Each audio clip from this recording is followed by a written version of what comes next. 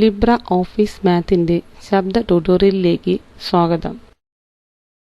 ഈ ട്യൂട്ടോറിയലിൽ നമ്മൾ ലിബ്ര ഓഫീസ് മാത്തിന്റെ ആമുഖവും കൂടാതെ ഫോർമുല എഡിറ്ററും പരിചയപ്പെടും. നമ്മൾ താഴെ പറയുന്ന ശീർഷകങ്ങൾ പഠിക്കും. എന്താണ് Libra office math? Formula editor ഉപയോഗിച്ച് മാത്ത് ഉപയോഗിക്കുന്നതിനാവശ്യമായ സിസ്റ്റം ആവശ്യകതകൾ, അനായാസമായ ഒരു ഫോർമുല എഴുതൽ. എന്താണ് ലിബ്ര ഓഫീസ് മാത്ത്?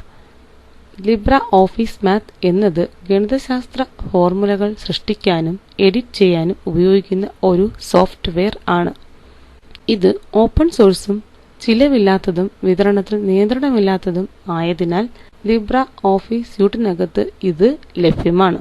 മാത്ത് ഉപയോഗിച്ചുകൊണ്ട് സൃഷ്ടിച്ച ഫോർമുലകളും ഇക്വേഷനുകളും തനതായതാണ്. അല്ലെങ്കിൽ ലിബ്ര ഓഫീസ് മാത്ത് സ്യൂട്ടിലെ മറ്റ് പ്രമാണങ്ങൾ വഴി ഉപയോഗിക്കാം. ഫോർമുല റൈറ്റർ അല്ലെങ്കിൽ കാൽക്കിലെ പ്രമാണങ്ങളിലേക്ക് എംബഡ് ചെയ്യാവുന്നതാണ്.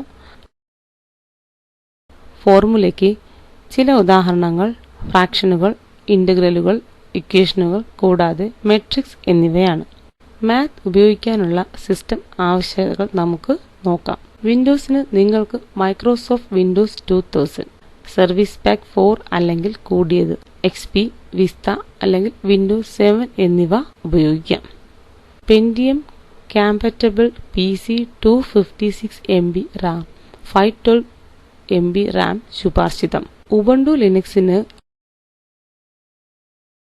ലിനക്സ് കേർണൽ പതിപ്പ് 2.6.18 അല്ലെങ്കിൽ കൂടിയത്, Pentium compatible PC 512 MB RAM ശുപാർശിതം. സിസ്റ്റം ആവശ്യകതകളെക്കുറിച്ചുള്ള പൂർണ്ണ വിവരങ്ങൾക്ക് ലിബ്ര ഓഫീസ് വെബ്സൈറ്റ് സന്ദർശിക്കുക. നിങ്ങൾ ഇതിനോടകം ലിബ്ര ഓഫീസ് സ്യൂട്ട് ഇൻസ്റ്റാൾ ചെയ്തിട്ടുണ്ടെങ്കിൽ ലിബ്ര ഓഫീസ് സ്യൂട്ട് ഓഫ് പ്രോഗ്രാംസിൽ നിങ്ങൾക്ക് മാത്ത് കണ്ടെത്താനാകും. നിങ്ങൾ ലിബ്ര ഓഫീസ് സ്യൂട്ട് ഇൻസ്റ്റാൾ ചെയ്തിട്ടില്ല എങ്കിൽ അത് നിങ്ങൾക്ക് ഔദ്യോഗിക സൈറ്റിൽ നിന്ന് ഡൗൺലോഡ് ചെയ്ത് എടുക്കാവുന്നതാണ്. ലിനക്സിൽ നിങ്ങൾക്ക് ഇത് സിനാപ്റ്റിക് മാനേജർ വഴി ഇൻസ്റ്റാൾ ചെയ്യാം. ഞാൻ ലിബ്ര ഓഫീസ് പതിപ്പ് 3.3.3 ഇൻസ്റ്റാൾ ചെയ്തു. ശരി, നമുക്ക് ഇനി മാത്ത് ആപ്ലിക്കേഷൻ തുറന്ന് ആരംഭിക്കാം.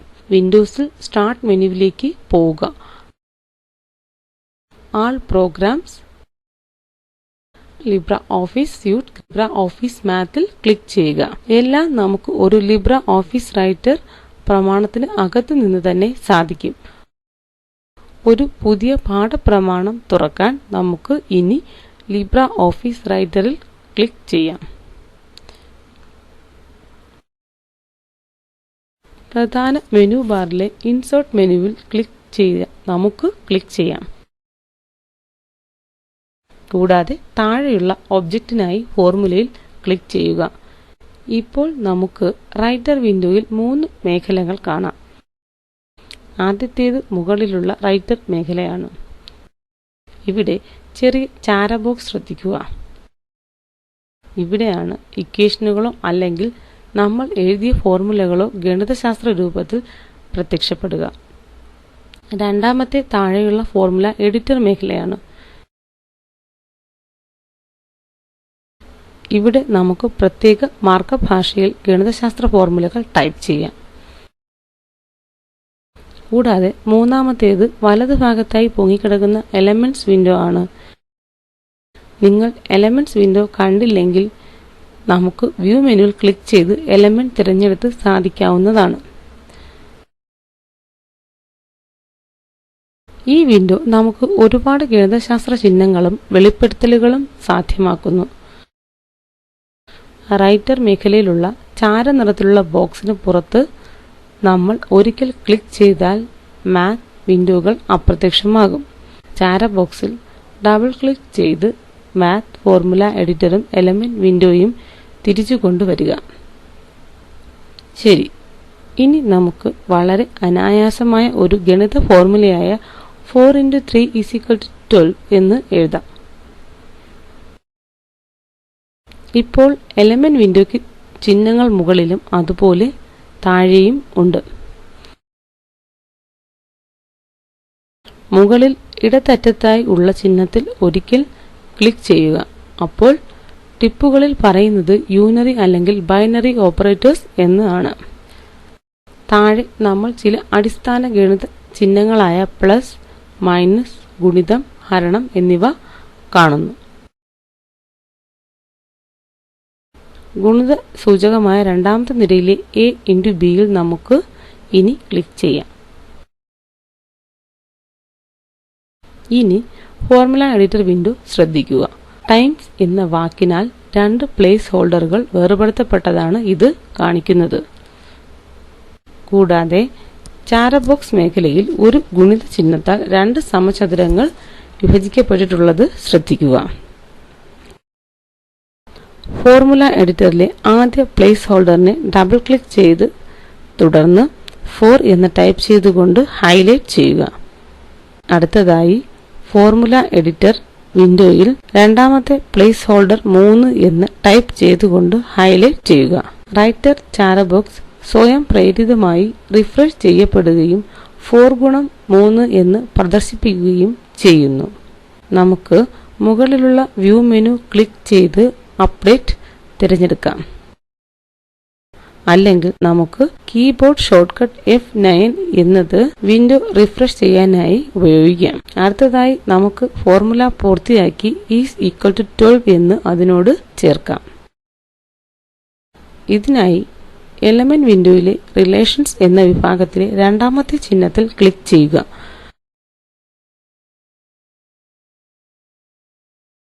വ്യത്യസ്ത റിലേഷൻ എലിമെന്റ്സ് ഇവിടെ ശ്രദ്ധിക്കുക.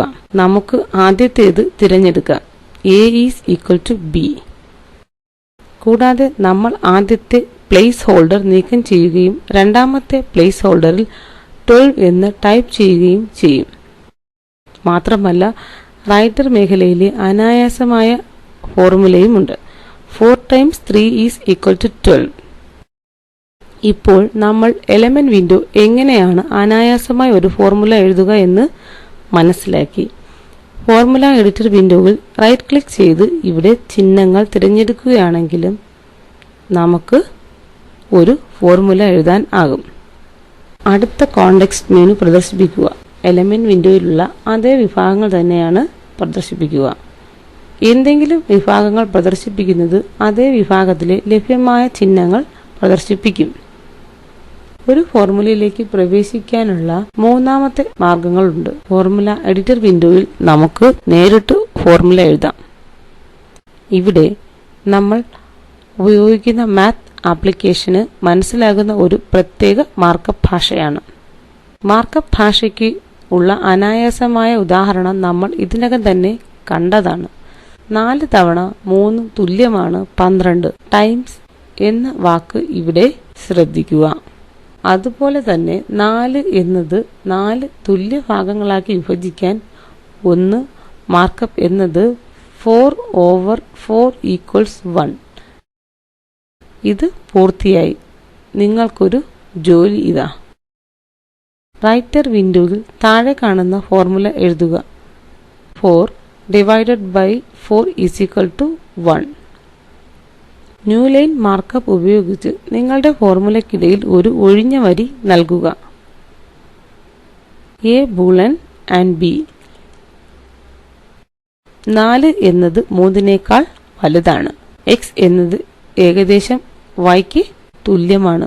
കൂടാതെ 4 എന്നത് 3ന് തുല്യമല്ല. ലിബ്ര ഓഫീസ് മാത്ത് ആമുഖം കൂടാതെ ഫോർമുല എഡിറ്റർ എന്നിവയെക്കുറിച്ചുള്ള ട്യൂട്ടോറിയൽ ഇതോടുകൂടി അവസാനിക്കുന്നു. ചുരുക്കത്തിൽ നമ്മൾ താഴെ കാണുന്ന ശീർഷകങ്ങൾ പഠിച്ചു. എന്താണ് ലിബ്ര ഓഫീസ് മാത്ത്? മാത്ത് ഉപയോഗിക്കാനുള്ള സിസ്റ്റം ആവശ്യകതകളും മുൻ വ്യവസ്ഥകളും, ഫോർമുല എഡിറ്റർ ഉപയോഗിക്കൽ, ഒരു അനായാസമായ ഫോർമുല എഴുതൽ.